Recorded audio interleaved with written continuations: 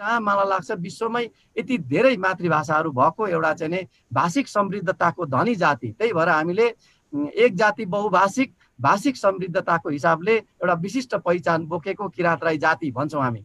हाम्रो परिभाषै यो किराँत राई जातिभित्र। त्यो भएको हिसाबले पनि यो किराँत राई जातिभित्रको यो अमूल्य सम्पदा हो हाम्रो भाषाहरू। ती सबैलाई संरक्षण गर्ने कुरामा हामी सबै यस्तो प्राज्ञिक वर्ग अब एकमत भएर एक ढिका भएर हामी अगाडि बढ्नै पर्छ। यो म यहाँहरूको बिचमा विनम्रतापूर्वक अनुरोध पनि गर्न चाहन्छु। र यो अभियानमा किराँत राई प्रज्ञा परिषदले प्राज्ञिक खालका गतिविधिहरूमा ठुलो भूमिका खेलिराख्नु भएको छ। र जतिवटा भाषाहरूको पाठ्यक्रम बनिसक्यो, पाठ्य पुस्तक जतिवटाको छापिसक्यो, ती कुराहरूलाई औपचारिक शिक्षाको लागि स्कुलमा पठाउने र त्यसका लागि औपचारिक शिक्षा पठन पाठनको काममा अगाडि बढाउन हामीले त्यो अभियान सुरु गरिसकेका छौँ। जसको मातृभाषा जुन भाषाहरूको पाठ्यक्रम बनेको छैन, पाठ्य पुस्तक छापिएको छैन, त्यो पाठ्यक्रम बनाउनेतर्फ हामी केन्द्रित भइरहेछौँ। र जसको केही तयारी भएको छैन त्यसको आधारहरू भनेको वर्ण निर्धारण, शब्दकोश, व्याकरणहरू बनाउने काममा अब एउटा नीति बनाएर कार्ययोजना बनाएर लाग्ने खालको हामीले चाहिँ एउटा सरसल्लाह गरेका छौँ प्रज्ञा परिषदसँग। यो हिसाबले हामी अगाडि बढ्छौँ। यसमा सम्पूर्ण प्राज्ञिक व्यक्तित्वहरूको ठुलो सहयोग हुनुपर्छ र स्थानीय तहमा, कार्यान्वयन तहमा स्थानीय हाम्रो सञ्जालहरू, सङ्गठनका मातहतका हाम्रा सङ्गठनहरू, भाषिक संस्थाहरू, भातृ सङ्गठनहरू, हाम्रो जिल्ला, वडा चाहिँ नगर, गाउँ कार्य समितिहरू सबैले यसमा चाहिँ सहयोग पुर्याउनुपर्छ। यसको लागि पनि निरन्तर हामीले सर्कुलर जारी गरिरहेको अवस्था छ। यो हिसाबले अबको दिनमा मलाई लाग्छ मातृभाषाको विकास, यसको व्यवहार्यता प्रयोगको हिसाबले हामी निकै अगाडि बढ्छौँ भन्ने आकलन गरेका छौँ। यद्यपि यो चुनौतीपूर्ण छ भन्ने कुरा अघि पनि यहाँहरूको बिचमा भनिसकेको छु। सबै हामी मिलेर लाग्यौँ भने यो फेरि असम्भव भन्ने छैन, यो सम्भव छ। र मलाई लाग्छ मातृभाषाको विषयमा मैले यति कुरा राखेँ। र राष्ट्रिय जनगणनाको विषयमा म छोटो राख्न चाहन्छु। राष्ट्रिय जनगणना 2078 फेरि यो अर्को एकदमै महत्त्वपूर्ण, जो 10 वर्षमा एकचोटि एउटा अवसरको रूपमा आउँदैछ र यसले नै वास्तवमा देशको विविधता के हो, देशभित्र कुन कुन जातिहरू छन्, कुन कुन भाषाहरू छ, कुन कुन संस्कृति छन्, कुन कुन भूगोलको के हो त्यसको मौलिक, त्यसको चिनारीहरू, यी सबै कुरा थाहा पाउने र त्यसलाई अपडेट गर्ने मूल एउटा चाहिँ नि अवसर अथवा मूल एउटा चाहिँ नि यो चाहिँ विधि भएको हिसाबले पनि यो राष्ट्रिय जनगणनामा हामी सबै अत्यन्तै उत्सुकताका साथ सामेल हुनुपर्छ। र उत्सुकताका साथ सामेल मात्र होइन, किराँत राई जाति वास्तवमा हामीले यस्तो महत्त्वपूर्ण यो घडीमा हामीले एउटा ठुलो एउटा ब्रोड एउटा डिसिजन लिएर अगाडि बढ्नुपर्ने अवस्था आएको छ। हामी तपाईँ सबैलाई थाहा छ किराँत राईहरूको बिचमा केही मतभिन्नताहरू छ। सूचीकरणको एउटा चाहिँ नि मुद्दाले गर्दाखेरि बिचमा हाम्रो बिचमा केही मतभिन्नताहरू प्रष्ट रूपमा आइरहेको हामीले देखिरहेकै हो। यो कुरालाई कसरी एउटा चाहिँ नि प्राज्ञिक हिसाबले सोलुसन गर्ने, बौद्धिक हिसाबले यसलाई चाहिँ नि बैठान गर्ने यो मुद्दालाई भन्ने कुरामा पनि हामी अत्यन्तै चिन्तित छौँ। किराँत राई आयोखाले हर पल हर बखत यो चाहिँ नि सूचीकरणमा लाग्नुहुने समुदायका साथीहरूसँग हामी विभिन्न चरणमा छलफल निरन्तर जारी राखेकै छौँ। योभन्दा विगतमा पनि हामीले दर्जनौँपल्ट छलफल चलाएको थियौँ भने यो पल्ट पनि हामीले त्यो खालका तयारीहरू गरिरहेका छौँ र यो बिचमा केही समूहहरूसँग हामीले छलफल पनि चलायौँ। हामीले थरगत भाषिक संस्थाहरूको रूपमा मान्यता दिएको विभिन्न भाषी हाम्रो किराँत राई संस्थाहरू, सङ्गठनहरू हुनुहुन्छ। उहाँहरूको बिचमा दर्जनौँपल्ट छलफल भएको छ र केहीहरूको बिचमा वास्तवमा एउटा राम्रो एउटा म्युचुअल अन्डरस्ट्यान्डिङ पनि सुरु भएको छ। निकै सकारात्मक कदमहरू पनि अगाडि बढेको छ। यद्यपि केही बिचमा अझै पनि त्यो खालको चाहिँ प्रगति हुन सकेको छैन, अपेक्षाकृत हाम्रो प्रगति हुन सकेको छैन र त्यसको लागि सबै प्राज्ञिक तहबाट बौद्धिक बहस र छलफलको आधारमा, तथ्य तर्क र त्यसको चाहिँ प्रमाणहरूको आधारमा हामीले यो चाहिँ किराँत राई जाति के हो, कस्तो हो भन्ने हिसाबले हामीले अझै पनि व्यापक रूपमा प्रशिक्षण गर्न जरुरी हामीले ठानेका छौँ। र हामीलाई चिन्ता लागेको छ, जो यत्रो इतिहासको कालखण्डमा सिङ्गो शासकको रूपमा हामी थियौँ र देशको एउटा महत्त्वपूर्ण मेरुदण्ड सम्हाल्ने, एउटा देशको अभिन्न अङ्गको रूपमा स्थापित एउटा लामो इतिहासको विरासत बोकेको किराँत राई जाति हामी भनेर हामी गर्वका साथ अहिले प्रदेश एकै नामाकरण किराँत प्रदेश हुनुपर्छ भन्ने हिसाबले किराँत राई आयोखाले यस्तो बार अभियान सञ्चालन गरिरहेको सन्दर्भमा र साङ्गो पाङ्गो किराँत राई एउटा यस्तो ठुलो यो देशको चाहिँ प्राचीन आदिवासी हो, जसको यो देशको एउटा भूमिमा उपस्थिति विशाल छ। यसको ग्राभिटी, यसको समुदायगत हिसाबले, यसको न्युमेरिकल भ्यालुको हिसाबले ठुलो एउटा चाहिँ विशाल विरासत छ, एउटा ठुलो जनसङ्ख्याको उपस्थिति छ, जसले सामाजिक, आर्थिक मात्र होइन राजनीतिक कुरामा पनि यसले ठुलो असर पार्छ, ठुलो प्रभाव पार्छ भन्ने एउटा हैसियत बनाएको एउटा यो हाम्रो किराँत राई जातिलाई वास्तवमा टुक्र्याउने एउटा अल्पसङ्ख्यक लोपोन्मुख तरिकाले मसिनो हिसाबले विभाजन गरेर जाने खालको जुन अहिले गतिविधि भइरहेको छ त्यसले निश्चित रूपमा हामीलाई चिन्तित बनाएकै छ। र यो कुराबाट फेरि हामीले निरन्तर स्कुलिङ गरिरहेका छौँ, प्रशिक्षित गरिरहेका छौँ कि यस्तो खालको मनस्थितिबाट हामीले चाहिँ हट्न पर्यो। र सबै फेरि यहाँ म एउटा कुरा भन्न चाहन्छु, कतिपय आरोपहरू छ किराँत राई आयोखामाथि कि विभिन्न यस्ता भाषिक संस्थाहरूमाथि उत्पीडन भयो, किराँत राई आयोखाले अगाडि बढ्न दिएन, बाटो छेक्यो, हामी स्वतन्त्र भयौँ भने धेरै गर्छौँ, हामी माथि चाहिँ ब्यारियर भयो, बाधा भयो, हामीले पाउने त्यस्ता अवसरहरू खोसियो, यस्ता यस्ता चाहिँ अत्यन्तै भ्रमपूर्ण नकारात्मक चाहिँ कुराहरू वास्तवमा आरोपित गरेर पनि जनसमुदायको बिचमा एक खालको भाँजो हाल्ने वा भ्रम छर्ने काम भएको छ। म यो महत्त्वपूर्ण एउटा ऐतिहासिक यो भर्चुअल बैठकबाट पनि फेरि यो कुरा प्रष्ट पार्न चाहन्छु, किराँत राई आयोखाले कहिले पनि कदापि पनि कुनै पनि भाषिक समुदायमाथि उत्पीडन गरेको छैन र गर्दा नि गर्दैन। किनकि यो किराँत राई जाति भनेकै सबैको समग्र एउटा शक्ति हो, सबैको साझा भावना हो, सबैको साझा एउटा अभियान र देशको चाहिँ एउटा चाहिँ अम्रेला शक्ति हो। त्यो भएको हिसाबले हामी अगाडि बढिरहेछौँ भने आफ्नो भाषिक थरगत हिसाबले आफ्नो मातृभाषा, आफ्नो संस्कृतिको उत्थान र विकास गर्ने सन्दर्भमा सबै भाषिक संस्थाहरू त्यो 100% स्वतन्त्र हुनुहुन्छ। उहाँहरूलाई कसैले पनि कहिले पनि किराँत राई आयोखाले त्यहाँ चाहिँ निर्देशन पनि गर्दैन, अङ्कुश पनि लाउँदैन, विरोध पनि गर्दैन। आफ्नो मौलिक गतिविधिहरू सञ्चालन गर्ने कुरामा उहाँहरू 100% उहाँहरू इन्डिपेन्डेन्ट, उहाँहरू चाहिँ स्वतन्त्र हुनुहुन्छ।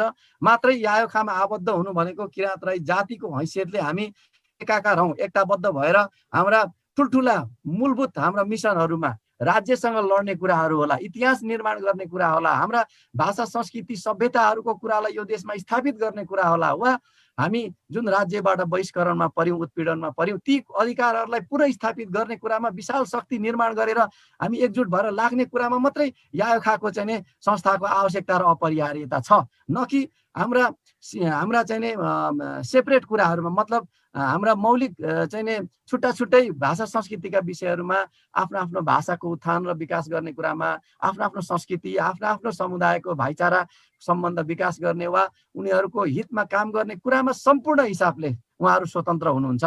अहिलेसम्म मलाई लाग्छ एउटा पनि कसैले प्रमाण पेश गर्नको लागि म त्यो चाहिँ अनुरोध पनि गर्न चाहन्छु कि आयोखाले त्यसरी कहाँनिर अवरोध गरौँ, उत्पीडन गरौँ वा अगाडि बढ्न दिएन। आफ्नो मौलिक भाषा संस्कृतिको काम गर्ने कुरामा उहाँहरू पूर्ण रूपमा स्वतन्त्र हुनुहुन्छ। आयोखाले कहीँ पनि छेकबार गर्दैन। अहिले पनि यो महत्त्वपूर्ण कार्यक्रमबाट म भन्न चाहन्छु, कसैले त्यो भ्रम छ भने आजैबाट मुक्त हुनुहुनेछ। र फेरि त्यस्तो कुनै गुनासाहरू छ भने किराँत राई आयोखाको केन्द्रीय कार्यालयमा वा केन्द्रीय पदाधिकारीहरूसँग सम्पर्क गरेर डेलिगेसन आएर त्यो कुराहरू खुलस्त रूपमा राख्न सक्नुहुन्छ। कतिपयले यस्तो आरोपित गरिएछ आयोखाको केन्द्रीय कार्यालयको ढोका हाम्रो लागि बन्द छ, हामीलाई छिर्न दिँदैन, यति निकृष्ट खालका आरोपहरू पनि लगाइएको रहेछ।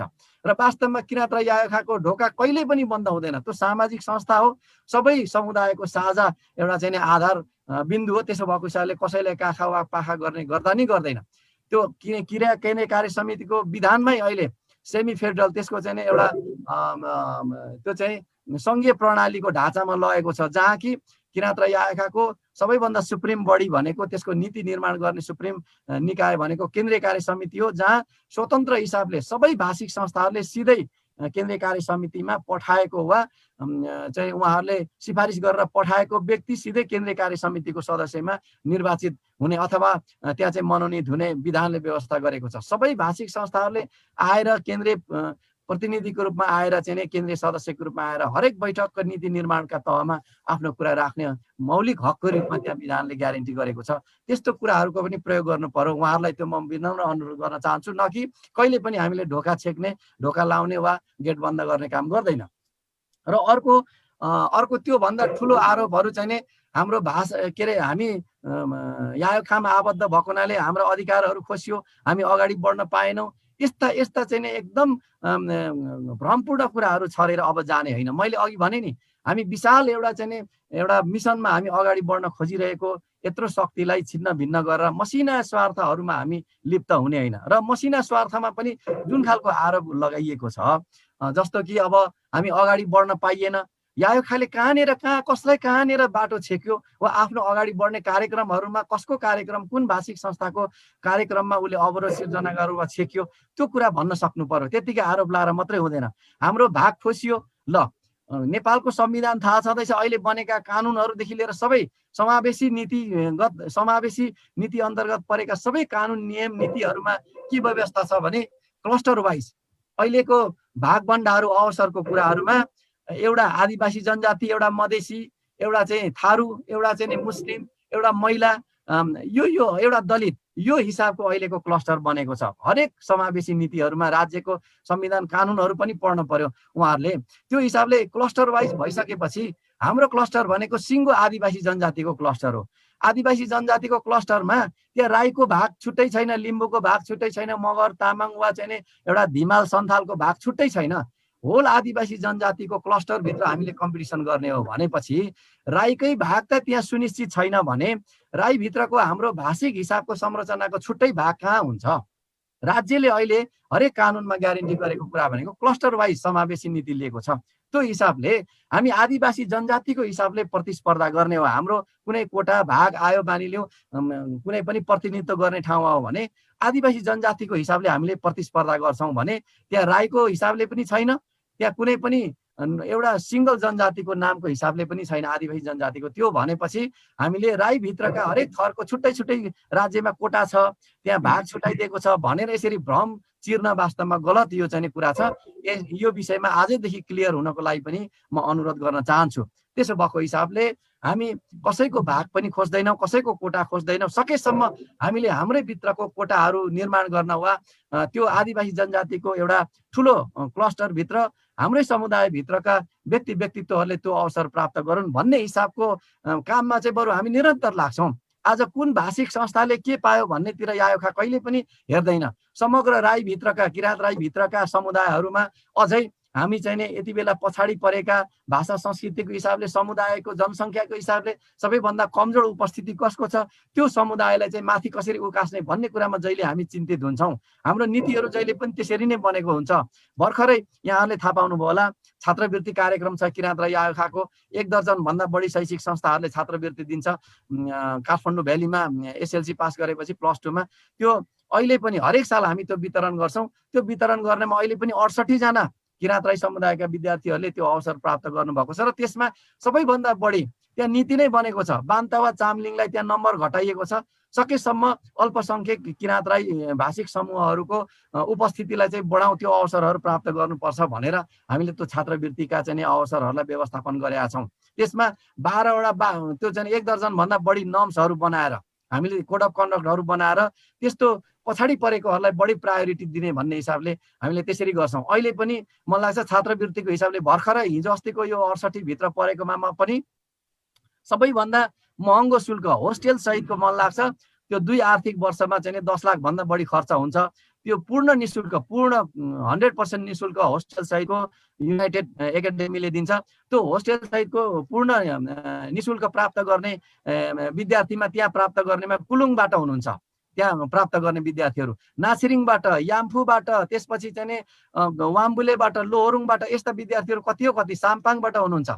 अब खालिङ थुलुङ, अब यस्तो हिसाबले पनि हामी बढी प्रायोरिटी यसरी बाँडेर गइरहेका छौँ। फकत यो आरोपको लागि आरोप लाउने होइन, हामीमा इन्डिकेटरमा हेर्नु पर्यो, त्यसको तथ्यमा हेर्नु पर्यो किराँत राई यायोखाले के गरिरहेछ भन्ने कुरा। त्यसो भएको हिसाबले पनि मलाई लाग्छ यो सूचीकरणको कुरा लिएर ठिक छ, आफ्नो कुराहरू अगाडि बढाउन पाइन्छ, त्यो कुरा तपाईँहरूलाई त्यो हकको रूपमा छ। तर प्राज्ञिक हिसाबले, तथ्य र प्रमाणको हिसाबले के गर्दा ठिक हुन्छ, त्यसको फाइदा के छ, के गर्दा बेठिक हुन्छ, त्यो चाहिँ हामीले आकलन गरेर अगाडि बढाउँ भन्ने म अन्तिममा अनुरोध गर्न चाहन्छु। त्यसो भएको हिसाबले यो महत्त्वपूर्ण यो एउटा चाहिँ यो 12औं राष्ट्रिय जनगणना हुँदैछ। यो जनगणनामा चाहिँ हामीले किराँत राई यायोखाले फेरि एउटा व्यापक एउटा चाहिँ अब परिचालन गर्दैछ हाम्रो चाहिँ अभियानहरू। महासचिवको संयोजकत्वमा हामीले एउटा कार्यदल पनि बनाइसकेका छौँ, उपसमिति अस्तिको केन्द्रीय कार्य समितिबाट। योबाट चाहिँ अब जातिको महलमा राई लेख्ने, त्यसपछि भाषाको महलमा हाम्रो आफ्नो आफ्नो भाषा, त्यो भाषामा फेरि आफ्नो पहिचानहरू स्थापित होस्, तर हाम्रो किराँत राई को पहिचान पनि फेरि जोडियोस् भन्ने हिसाबले कुलुङ राई, थुलुङ राई, याम्फू राई, लोहोरुङ राई, खालिङ राई, थुलुङ राई, चामलिङ राई, बान्तावा राई, वाम्बुले राई, पुमा राई, यसरी दुङमाली राई, यो हिसाबले होइन अगाडि आफ्नो भाषाको परिचय, त्यसपछि राई जोडेर भाषाको महलमा लेख्ने। र यो पल्ट फेरि तथ्याङ्क विभागले अहिले नयाँ एउटा फर्मेटमा पुर्ख्यौली भाषा भन्ने लिएको छ। पुर्ख्यौली भाषामा पनि जे मातृभाषाको महलमा हामीले लेख्यौँ त्यही कुरालाई एज इट इज हामीले रिपिट गर्ने गरी हामीले त्यो अभियान लाँदैछौँ होइन। अनि त्यसपछि दोस्रो भाषाको रूपमा चाहिँ नि हामीले एउटा किराँती भाषाले अर्को किराँती भाषालाई प्रवर्धन गरौँ भन्ने हिसाबले नजिकको हाम्रो अर्को किराँती भाषालाई नै दोस्रो भाषाको रूपमा लेख्ने भनेर यो अभियान लाँदैछौँ। धर्मको महलमा किराँत धर्म, यो धर्मको महलमा पहिला सबै यो किराँत धर्मको महलै थिएन, हिन्दू लेख्ने सबै प्रचलन थियो। त्यसले गर्दाखेरि पनि हामीले 58बाट निरन्तर रूपमा किराँत धर्म लेखाउनुपर्छ भन्ने अभियान सुरु गरेका छौँ र अहिले पनि त्यसलाई निरन्तर दिने। त्यसो भएको हिसाबले जातिको महलमा राई जाति, भाषाको महलमा कुलुङ राई, थुलुङ राई, याम्फू राई, चामलिङ राई, बान्तावा राई, वम्बुले राई यसरी लेख्ने। र पुर्ख्यौली भाषाको महलमा पनि त्यसरी नै फेरि as it is Kulung Rai, Thulung Rai, Yamphu Rai, यो चाहिँ नि बाइङ राई, लोहोरुङ राई भन्ने हिसाबले फेरि लाने हो। त्यसै गरेर दोस्रो भाषाको रूपमा जस्तै अब नासिरिङले कुलुङलाई लेख्ने हो दोस्रो भाषाको रूपमा, अथवा बान्तावाले चामलिङको दोस्रो भाषा, अथवा चाहिँ नि वाम्बुले चाहिँ नासिरिङको, अथवा पुमाले चाहिँ नि साम्पाङको, अथवा चाहिँ नि दुमीले चाहिँ कोयुको, यो हिसाबले दोस्रो भाषा चाहिँ नि हामीले आफ्नै अर्को किराँती भाषालाई प्रवर्धन गर्ने गरी बलियो बनाउने गरी त्यसरी लेख्ने र धर्मको महलमा चाहिँ नि किराँत धर्म लेख्ने भनेर यो अहिले यो बनाएको छु। मलाई लाग्छ हाम्रो प्रज्ञा परिषदका सदस्य पत्रकार हाम्रो गणेश राईले यसको डकुमेन्ट तयार गरिराख्नु भएको छ। उहाँको भोलि सायद यो प्रस्तुति पनि हुन्छ, यो विषयमा सबै सविस्तार आउनेछ हाम्रो धारणाहरू।